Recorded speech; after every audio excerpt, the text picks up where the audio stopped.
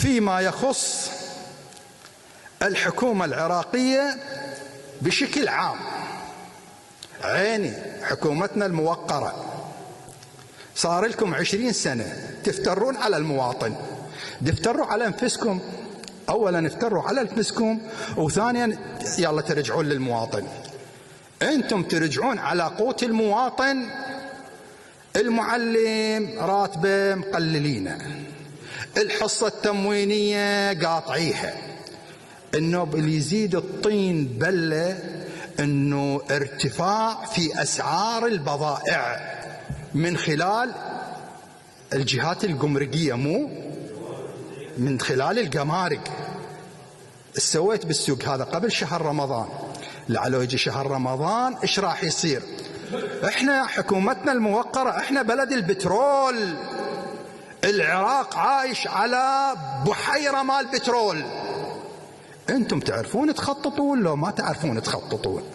بابا اذا ما تعرفون تخططون جيبوا لكم ناس يخططون.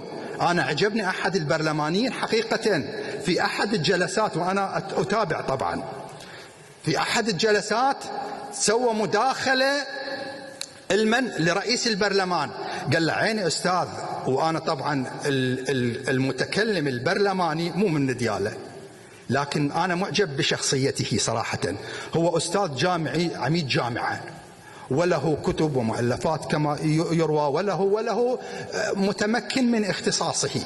لكن قال له انت تسوي لجان وتسوي برلمانيين، انت يا رئيس البرلمان عليك بوحدة 2 3. الاولى عليك بان اذا تريد تخلص البلد من هاي الازمة جيب الكفاءات من الجامعات يخططون لك. هاي مو شغلتنا احنا نخطط ونخرج البلد من ازمة اقتصادية.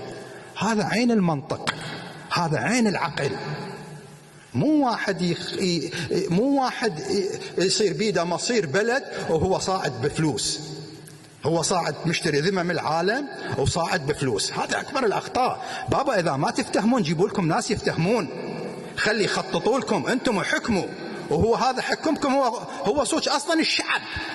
هو الشعب مشكلته، هو هذا خفق النعل خبل الوادم. ناس حفاي جابهم الشعب وسلطوهم. لذلك محمد باقر الصدر يقول اقوى سلطة الشعب. لكن هو الشعب اذا هيك انا شو اسوي له انا؟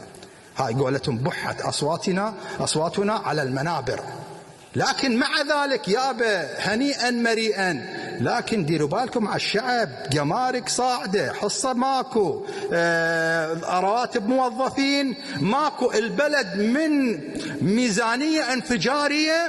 البشوات يقولون كل شيء ما عندنا.